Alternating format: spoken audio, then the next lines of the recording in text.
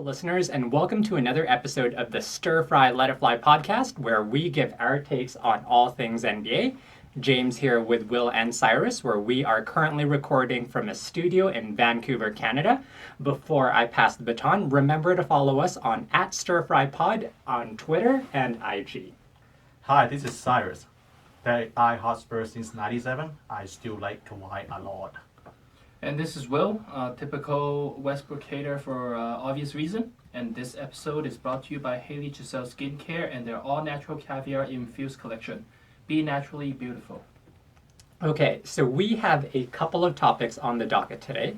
We are going to talk about the Jeff Teague back to Atlanta trade and also some recent spicy comments that Kyrie Irving made after the team played Philadelphia.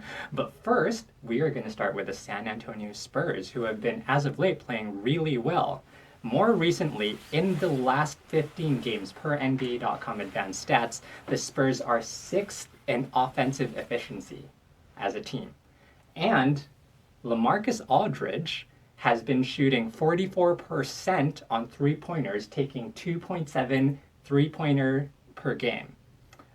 He is averaging 19 points, 7.5 rebounds, and 2.5 assists.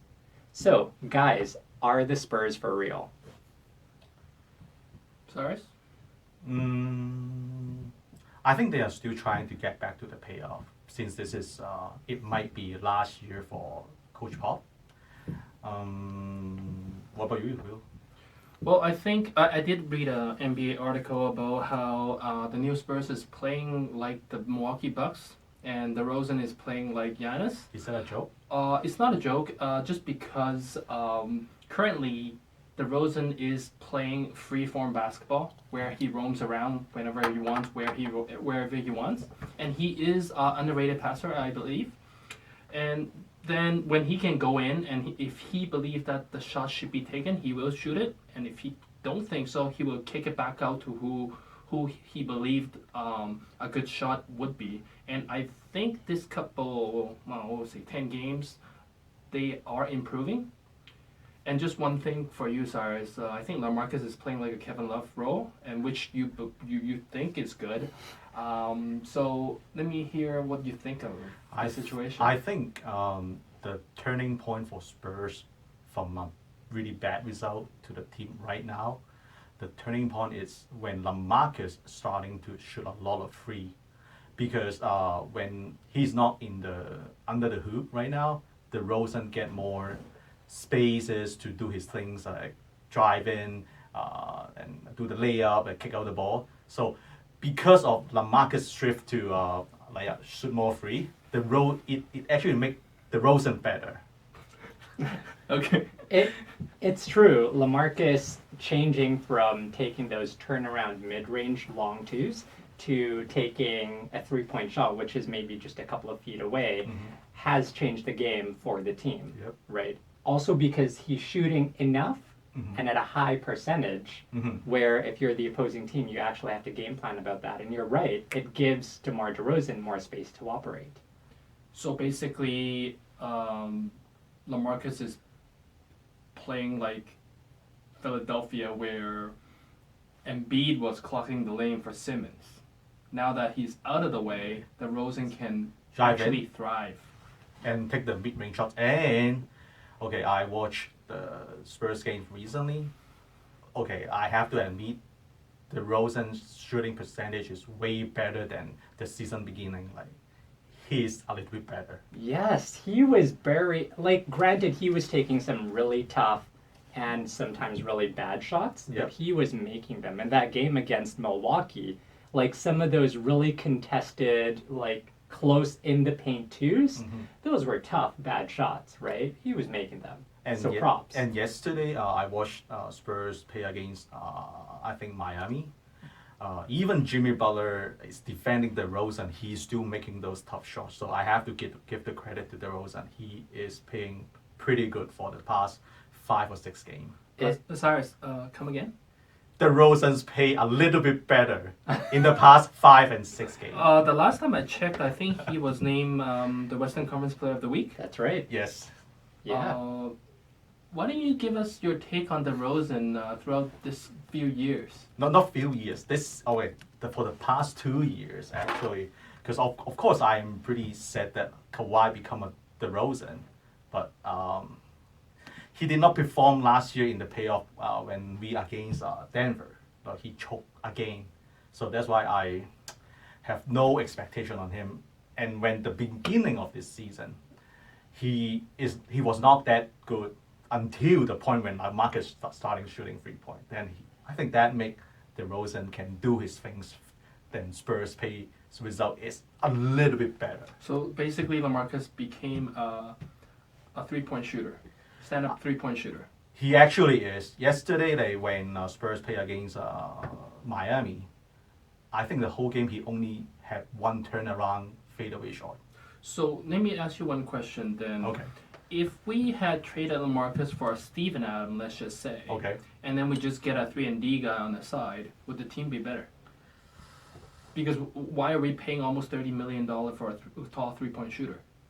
But LaMarcus can still create his shot by himself if we need to, right?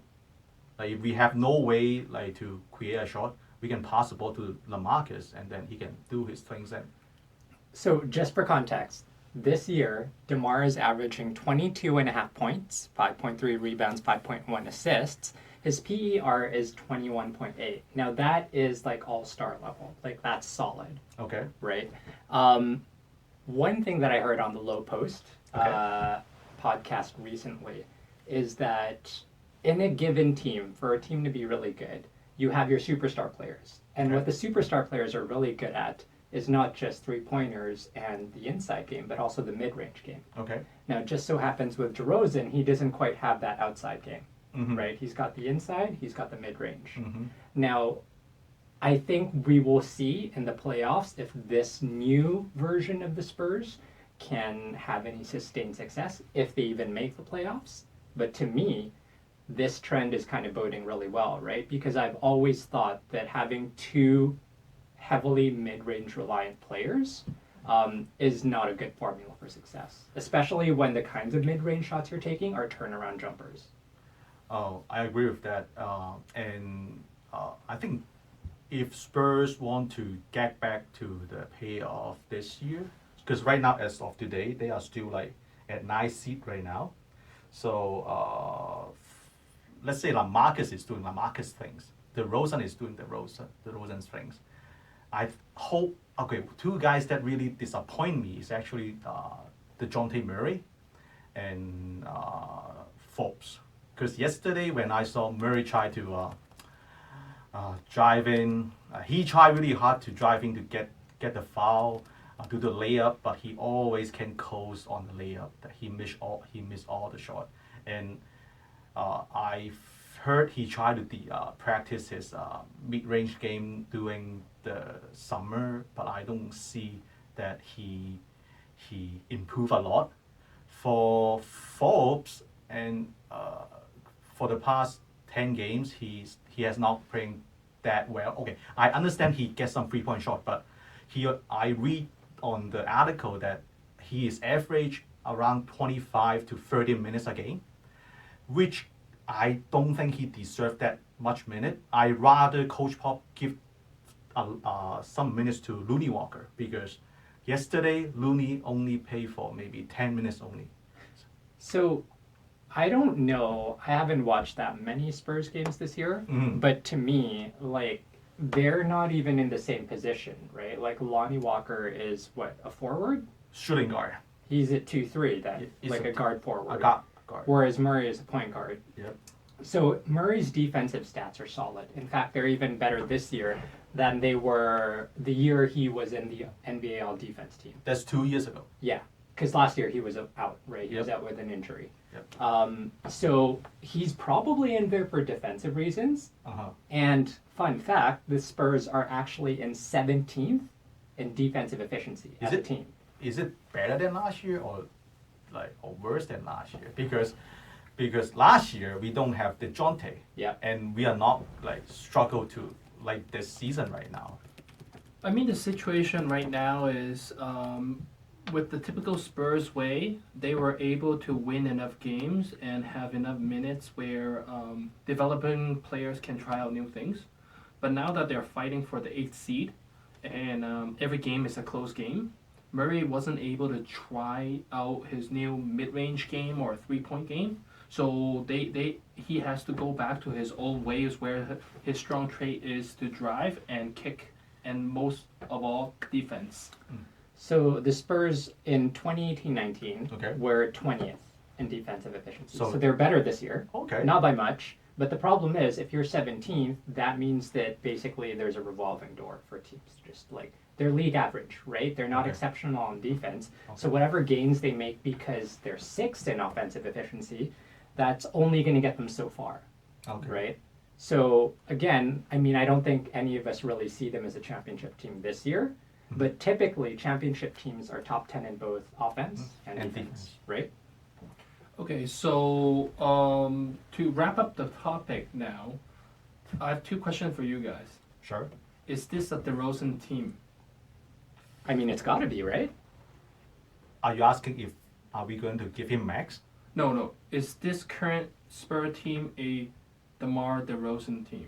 So, reframing that, does that mean, is your question like, if you were to rank who the alpha is on this team, skill-wise, then is your question, is DeMar DeRozan the alpha of this Yeah, team? because my take is the 1A is not working. Yep. And right now they have the clear number 1 and the 2. Yep. And for this past 10, 12 games, Mhm. they even games that they lost, I think they have shown potential that they can keep it close Yep. even with strong opponents. So I think this 1 and 2, clear 1 and 2 is really working for them, because at times they're basically just throwing the ball to DeRozan Mhm. and just let him Do work the magic, right? Okay. Rather than, oh, should I give it to DeRozan or should I give it to LaMarcus? Sure. It is the Rosen's team right now. So for the listeners out there, the San Antonio Spurs, as of this recording, which is Thursday afternoon on January 16th, they are currently ninth in the Western Conference, trailing the Memphis Grizzlies by just a game. How about the 10th and 11th? So 10th is Portland at 15.5. So they're a half game behind San Antonio. And then Phoenix is a game and a half behind San Antonio. Okay, so my last question is, out of the bubbles, we have 4 teams here. We have the Grizzlies, Spurs, Phoenix, And Portland, and maybe Pelicans. That's right. So actually, there's a lot of teams there in that bubble, right? Okay, so the Grizzlies are right now sitting at 8th in 19 and 22. So the Spurs are a game behind them. The Trailblazers are a game and a half. The Phoenix Suns are 2 games and a half. And then the Timberwolves are 3.5. And then the Pels are 4. Okay, So there's a lot of teams there. So my question to wrap up this topic is, which teams are going to make the 8th seed? I'm going to have a bold prediction. I think OKC is going to actually drop off. The 2 teams that are going to make the playoff by the end of the year would be Portland number 7, San Antonio number 8. I made a prediction. You that did. they were You gonna be predicted 6th. Portland, which I disagreed with Well, strongly. I actually said they were 5th and 6th, but Yeah. now I kind of need to hone back my prediction. Yeah. They're still going to make the playoff, but then the 7th and 8th is going to be Portland and Spurs. See, that's bold because for context, the Thunder, the 7th seeded team right now, they are 4 games ahead of number 8 seed, But Memphis Grizzlies. I saw some report on internet saying that OKC trying to board the team still. Well, I think OKC is at the point where they could still go either way, right? Okay. And that's the luxury you have when you have so many draft picks coming in. You Okay. have a smart enough GM, and then you have all these other pieces of your team is playing really well. There's Okay. good chemistry, right? You can go either way with that. Okay. I don't see how they want to be a buyer at this point. But even if they keep their team as is, they're going to hold on to the only reason I think that OKC would drop out of the top 8 is if they sold their assets. And I right? think they will be selling. It doesn't make a whole lot of sense to keep. I think they have 2 expiring contract, which is Gallinari is one. Dennis Snyder. Schroeder. Schroeder. Yeah, I think if they lose this two piece for picks or for And Adams as well, right? yeah, I don't think they're gonna give up Adams. I think that he is a big piece of the future if they want to be contending within this 5 years. Okay. So if they can find a trade partner for Chris Paul, I think they would. But I think it's gonna be tough for the trade deadline. So context. So I remember hearing probably the Low Post saying that with OKC, it's a matter of everybody can be traded. It's just what the asking price is, and because the team's doing so well, the asking price just went up, right? So as far as expiring contracts for the year, Gallinari coming off the books at 22.5 mil, Andre Roberson at almost 11 he's mil. still playing. He's on the roster. He's Okay. not playing. So those are the two big contracts that are coming off. How about Schroeder? One more year? Schroeder has one more year. Okay. Yeah, at 15.5 What mil. about the rookie, Shea? No, that's Oh, the centerpiece. they are going to keep Shea. They're They gonna are keep for Shea sure. for sure. Yep. Okay, guys, we got to double back. Okay, so Okay. Spurs, right? We were talking about bubble teams. So you're saying that the Thunder are going to come out. You're saying that Portland's going to be in, and did you say Spurs are going to be in? Yep, Portland and Spurs. Okay. So, What do you think, Cyrus? of course, I have to say Spurs. Okay. Okay, my question to wrap up for Spurs today, I ask you guys, is DeRozan All-Star this year? Since he has been playing so well for the last 10 games. No. And I'll tell you why. At least for me, Sure. the answer is a no, because one, like whichever team is in that 8 seed, they've got a losing record, which still means to this point they're not a very good team, right? Okay. Even though the players are playing well, even though lately the teams have been playing well, I don't think those players should necessarily be rewarded by the coaches. Okay. Now, the fan voting is one thing, right? But I think that if you were going to figure out who should be an all-star, like you would pick from the top winning teams. Yeah, but I mean, given the current situation with Murray out and Paul George really low managing, Yeah. I think deserve it or not, DeRozan should be able to get in because he's playing every game at a consistent level. So you think that the coaches will vote? Because it's up to the he's not going to be a starter, right? Definitely not. So like the subs are picked by the coaches. Yes. So the coaches are going to pick DeRozan. I don't see that happening though. That's the thing. Okay, well, we'll see. Okay. I think he should make it. Okay. Okay. I think he will make it. You So- think you both think he'll make Yeah, it? this Okay. year, yes. Interesting. So, Interesting. sorry. So you don't think OKC is gonna drop off? So the 8 seed would be the Spurs. Yes. Okay, and James? Gosh, it's tough. I think the Thunder are going to stay in the picture. I think they're probably going to lock 7th up. 8th for me is a wash between the Grizzlies and the Spurs, which is what it's looking like right now. And that's just because I'm such a big Ja Morant fan. Ja's playing lights out. But, like, they're such a young team, I worry that they're not going to be able to sustain this. So I do think that the Spurs are going to end up making that. Also, food for thought. The Spurs have, I believe, the easiest schedule going forward, or one of the easier schedules going forward. Fun fact: I heard a podcast yesterday that the Grizzlies might actually just activate Iguodala. They might. I heard the guy was in the Bay Area just taking calls, Yeah. playing golf. So Yeah, so if they do just activate Iguodala, that means they are making a push for the 8th. Yeah. And I do think that 8 seed Grizzly would be very, very fun to watch versus the Lakers. Yeah. Over Spurs being beaten by Lakers in 4 or 5 games. Yeah. That's true. True. Okay, so let's move on. So we have Kyrie Irving recently, after a loss to the Philadelphia 76ers, said that collectively, I feel like we have great pieces, but it's glaring. We need one more piece or two more pieces that will complement himself, KD, DeAndre Jordan, Garrett Temple, Spencer Dinwiddie, Karis LeVert, and we'll see how that evolves. Now, guys, this is a bit of a heater. Does this mean that was Kyrie saying these names on purpose? Does he have an ulterior motive by saying these names? So according to Will, he's a bad teammate anyways. To me, like he just really furious about losing to Philadelphia without Embiid yesterday. So, I mean, I can't say for sure, but it seems like I am the first one who said he is a bad teammate. Now that Stephen A, they're all catching on, but I mean, it is what it is. Yeah. He is, in my opinion, a very bad teammate. He's just have a weird personality that I don't think that his teammate likes. I don't think he's arrogant. He's arrogant, confident, in between confident and arrogant, but it's just something about him that I don't think he can be a winner. I know he is, but that was LeBron James, right? But he has the killer instinct though. Yeah, but you have to get to the killer instinct portion before you can do your killer instinct things. Also, I think it was last season where Kyrie was on Boston. They Yep. played Milwaukee in the first round, and his killer instinct made him want to defend Giannis one-on-one. Like, Really? That's That's terrible, right? You've got a guy who's got, what, 8 inches on you? And who's clearly, like, so dominant. And he's not a good defender to begin with. Yeah.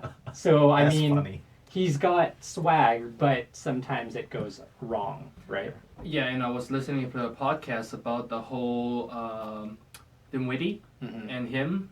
How is the coach gonna play them now? Are they gonna play them the Harden Chris Paul tandem where they don't really play together much, and then they put them together in the last maybe 5 to 6 minutes of the game? Because the thing is, if you put Dinwiddie back on the bench, it's basically you're telling the team that, hey, thank you, but no thank you, right? So how is Dinwiddie's contract with Brooklyn right now? He just signed. He just signed a last long- year for long 3-4 years. 3 or 4 years? Yeah, but still, I mean, from Dinwiddie's point of view, he was undrafted, I believe, right? And then he worked his way in, and he was averaging like 5 points or something for a good 20-something games. Mm-hmm. And now that Kyrie is back, Okay. and they were able to get to 18 and 22 or something, Okay. and now you're putting him back on the bench, it's a lose-lose situation where if Kyrie comes back, he's in the starting lineup, and they do worse than 18 and 22. What do you do with Kyrie? And what will Kyrie say in the press? I'm a poison. So right now, Dinwiddie and Kyrie are starting. So Spencer Dinwiddie and Kyrie Irving are both starting. Yesterday against the Sixers, they both played 37 minutes, meaning there's a lot of overlap there, right? Okay. I did watch a little bit of that game, and I noticed that there were times when one was on, the other was off, right? They were Okay. trying to stagger them. I think it all comes back to, he listed off names there, right? So he listed off Spencer, right? KD, obviously. Garrett Temple, DeAndre Jordan. And actually Joe Allen too, right? Yeah, I think. So actually, Joe Allen. this is the question: is if you think that what Kyrie was talking about, the names he ratted off, if he said those on purpose, then that means that when he did not say some names, he also did that on purpose, right? So names that he didn't say were Jared Allen. Oh, okay. Names that he didn't say were Joe Harris, Joe Harris. right? Oh. Joe Harris, who's an over 40% three-point shooter. Okay. Jared Allen, who's a younger, sprier version of DeAndre Jordan, Okay. right? So is New Jersey a good 3-point shooting team? We'll let James figure that out. But I checked, like Brooklyn right now is at 8th seed right now. They are very dangerous. Yeah, but I mean the thing is they're not really going to push all in this year with KD being out anyways. Okay. So I think they're going to be building for the future. I think Joe Harris and Allen, they should be able to get pretty good What returns. about the other guy, Karis LeVert? Well, I think he's an important piece for New Jersey too. But then I'm thinking if the 3 players we just named, Okay. Allen, Harris, Harris. and Levette, Uh-huh. if they are able to trade them together for another All-Star, So Levert was on his list for the record. okay. But anyways, that doesn't mean that he can't be traded. He still can. So let's say, what do Brooklyn need right now? Or if we have like Kyrie, KD, like which player or which type of player that you're looking for to feed this team? Well, so that's a really good question because then it comes back to, like, with KD in, assuming the Nets are fully healthy, Okay. which is going to be next year, Okay. right? Like, do they actually need any more pieces to get through the East? Like, It's going to be tough to know just because just because Kyrie's personality is gonna be hard, and Okay. they're gonna low manage KD too. So I mean, for next year, I don't think they're gonna win next year in the East, just the East. Just the I think East. Giannis is still gonna Dominant. still gonna Dominant. be dominating the East. Okay. So my prediction is that, If he stays in Milwaukee, and I still think that he will. I think he will too. Yep. So my prediction is next year, likely New Jersey's gonna lose in the second round or in the Eastern Conference Final, depending on their opponent, and then they're gonna make a third star move. At that point, either trading the Dinwiddie, the Temple, the Allen, and Levert. See, okay, so just circling back before we talk about that more, Brooklyn's 3-point percentage is 28th in the league currently, and that's with Joe Harris, who shoots over 40%. That means the other player are not shooting that well. Yes, Or and Joe Harris not shooting enough. right, and that's the thing, right? Like if you're Joe Harris and you're a really good 3-point shooter, Okay. right? Like you need to get the ball more and have more open shots generated for you. I think the hard part too is the timing of Kyrie's comments comes after he just had an extended time off because Okay. of his injury, right? So all of a sudden he comes back. He's played a handful of games. 2 I know. games. Yeah, and all of a sudden he's like, "Oh, by the way, we need another piece." Like I think that's where, going back to what you were saying, well, that rubs people the wrong way. Like, who are you to just be able to say something like this when the other people have been putting in the hard work to Mhm. try and win more games? And they're still in a playoff position. Yeah, they're 7. Basically losing everybody. Basically losing 2 all-stars, 2 superstars. Yeah. I mean, even not counting KD, if you think that D'Lo and Kyrie was a swap, All right. they lost D'Lo too, D'Lo, right. compared to the same team last year. Okay. So in a hypothetical of, okay, so the 2 names that were clearly not mentioned in that list, Joe Harris and Jared Allen, those are the 2 big names because they've got potential, right? I think Joe Allen is actually a pretty good shot blocker. Jared Allen? Yeah. Yeah, Yeah, Mhm. I don't know why they signed D Jordan. yeah, Besides the fact that they're buddies, right? Yeah. So I think that the Allen and Jordan basically are the same guy. yeah, I agree. So I So- guess at this point, if Jordan is signed for another 2-3 years, you kind of need to let Allen go. So let's say my question is, let's say Kyrie's statement is true that they need another pieces for this team. Like, Mhm. what do they actually need when you have Kyrie and KD, 2 really good premium scholar, and I have Joe Allen and DeAndre Jordan. They need a jack of all trade guy. Do they? Or, because that's KD, right? So He's the best. Like the D part 2. Yeah, and that's the thing. I think, Like the gel, like the Marcus Smart type of guy right, who doesn't talk much but does all the talking on the floor, like a Draymond Green, Marcus Smart type of guys. Or That's like- my thing. a Klay Thompson, who Another plays great shooter? D. Well, I mean, clearly they're 28th in Oh, 3-point percentage, okay. right? Yeah, but then there's only one Klay Thompson though. There is only one Klay Thompson, right? But that's not saying that they're actually going to try and get Klay Thompson, That type of player. but that mold of a player, right? And there's a couple of players like that, right? Although on a lesser tier, so you've got Robert Covington, Wrong. right? He's okay. a 3-and-D guy. Okay. You've got Jay Crowder Drake Crowder. over in Utah. It's kind of a 3D He's guy. in Grizzly right now. Drake Crowder. Isn't he in Utah? I He, think he got he- traded. he's in didn't he? Grizzly right Oh, now. I think you're right. Grizzly. Yeah, but how is a Jay Crowder going to be a better version of Harris? Well, more defense. More defense, but I think that You're right. He's on the Grizzlies. yeah. So I think that they need to add another piece instead of trading for another piece, right? Yeah. And then figuring out exactly who they're gonna play in the playoff. Yeah. Because no one really care until April, May hits anyway. That's true. Like those Mm-hmm. contenders. That's true. Mm-hmm. So, anyways, to circle back, I mean, throughout Kyrie's career so far, besides the couple of years that he was playing with LeBron James, the team has been sub 500. And I don't. The part I don't get is how come everybody's calling him a superstar? A superstar in my book is you have to lead a team either on the floor by example or be a vocal leader. He talks, but he's not a leader. Mm-hmm. You know why?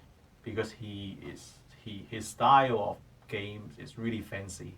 Like the way that he can get into the basket, the way how he do the crossover, his shooting, like the teens like this style right now. Yeah, but I mean, He's I'm kinda- asking you a question now. Okay, As of today, is he a superstar?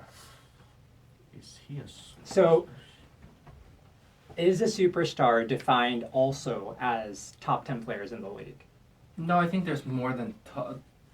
I think there's more than 10 players who I would consider superstar at this point. Okay, to me, like I think to me, superstar is the one when your team need that 2 point, you give the ball to him. Well, so I don't see. Here's my thing about that statement is I agree, but I also don't because Jimmy Butler is an example Okay. of being a closer, Okay. but I don't consider Jimmy Butler a superstar. And how about Lou Will? Right? Same thing. Yeah, exactly.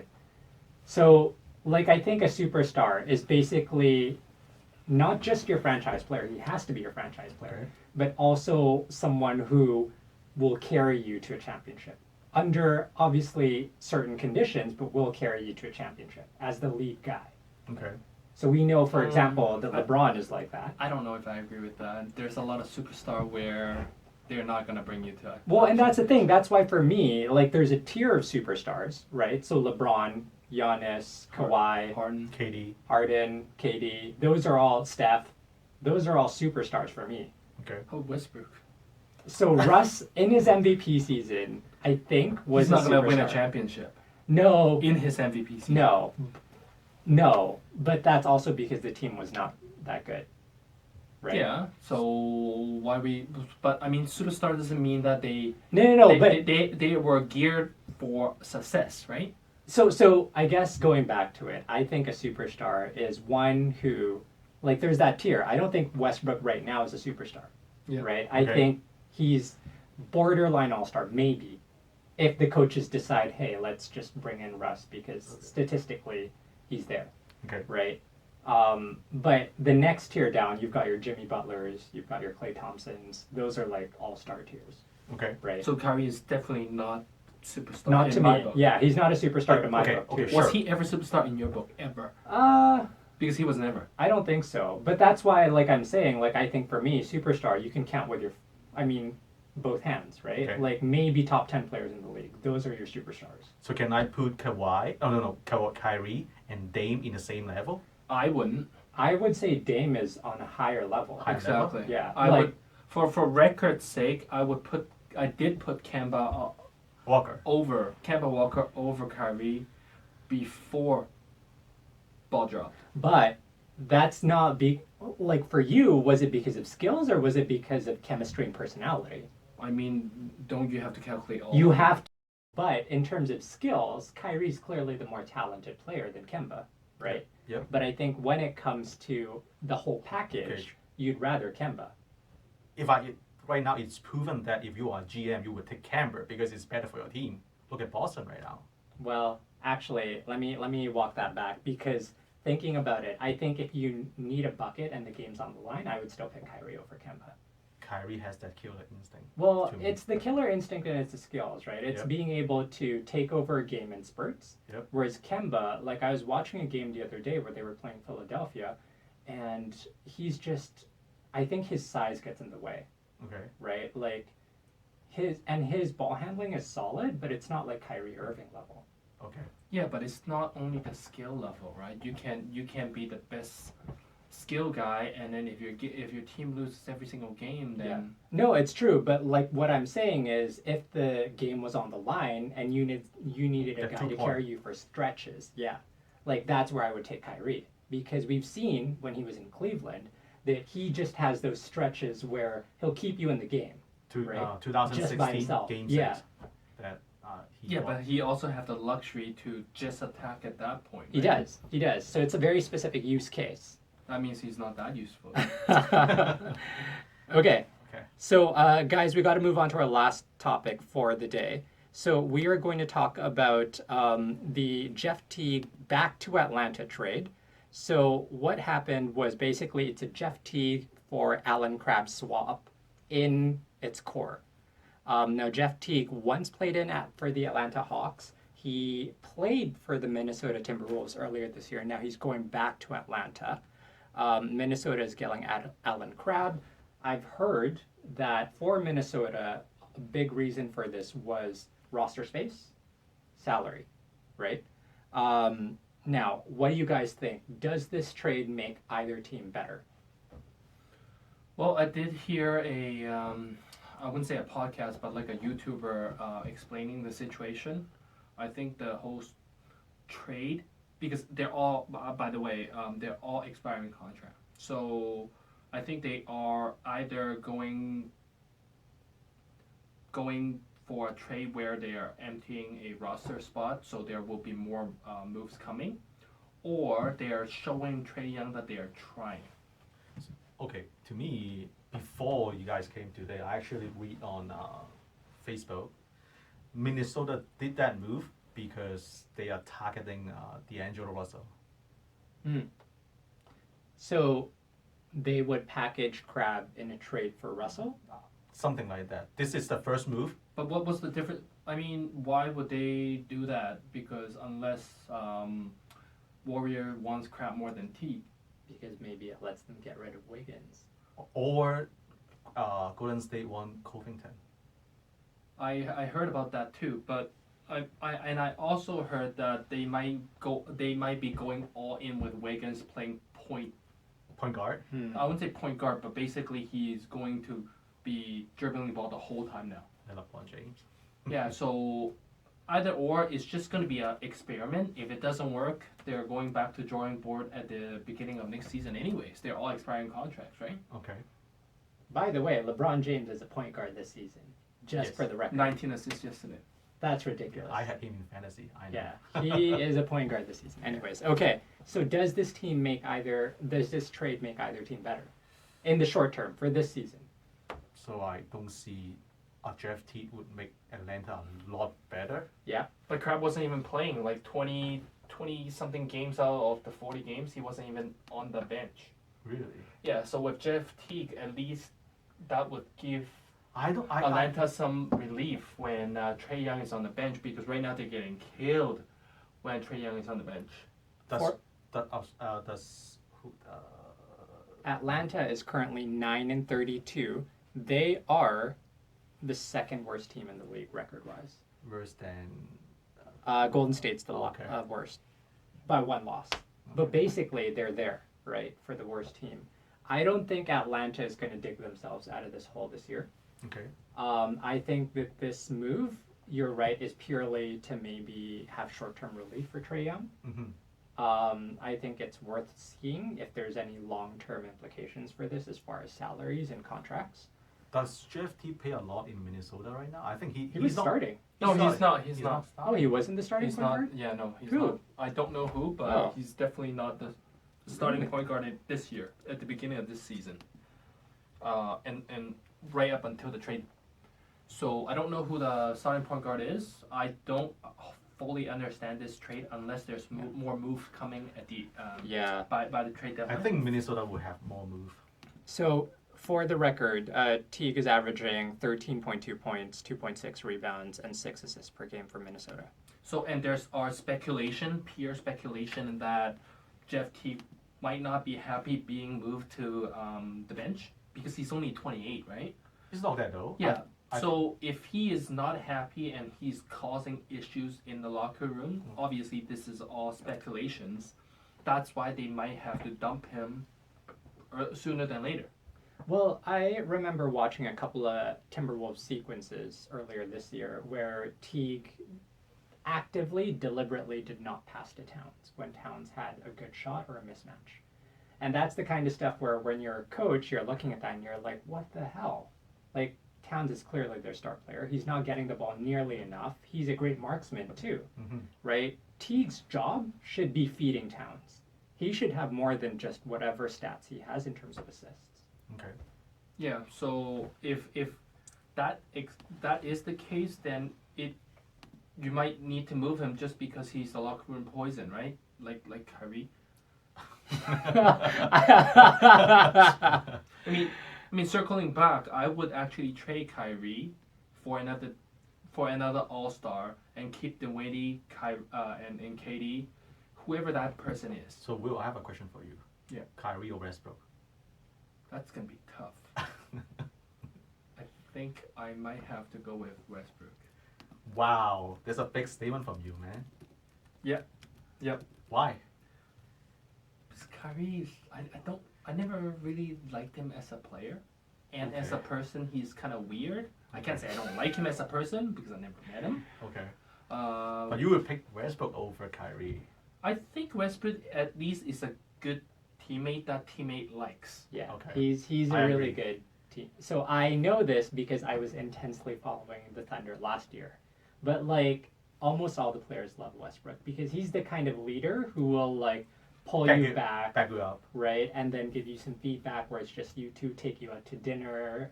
Like I remember their rookie last year or 2 years ago, Terrence Ferguson. Okay. He was having this massive shooting slump, and Russ would like take him out to dinner, would like spend more gym time, just the two of them. And of course, Westbrook Yeah. giving people Shooting advice. shooting Yeah, advice. I know it's terrible, but even if he was just rebounding for him, right? Exactly. Yeah. Westbrook, by the way, is a 23.6 percentage three-point shooter. He's by far the lowest in the league. Yes, Oh, he And- get By far. he's shooting like 4 a game. wow. That's a lot. Yeah, And especially. I think most of them are open Open. looks. Oh, too. I'm sorry. He's shooting like 5 a game. By a guy like 5 a game on 23.5% is terrible, right? Yeah. So he should not be shooting that much. Anyways, all right. So we are going to leave it there. Thank you for listening, everyone. Please subscribe, rate, and review us wherever you get your pods. 5 stars would make us really happy. Catch you all on the next one. And remember to follow us on Twitter and IG at StirFryPod. Share with your people if you feel we're right up their alley. Thanks. Bye. Peace. Bye.